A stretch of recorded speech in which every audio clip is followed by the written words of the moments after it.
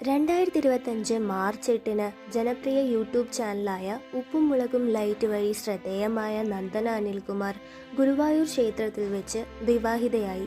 നിരവധി ആരാധകർ പ്രതീക്ഷിച്ചിരുന്ന വിവാഹം പരിപാടിയെ ചുറ്റിപ്പറ്റിയുള്ള ശ്രദ്ധേയമായ വിവാദങ്ങൾ കാരണം ചർച്ചകളുടെ കേന്ദ്ര ബിന്ദുവായി മാറി. ചടങ്ങിൽ നന്ദനയുടെ മാതാപിതാക്കൾ പങ്കെടുത്തില്ല എന്നത് ഒരു പ്രധാന തർക്കവിഷയമായിരുന്നു.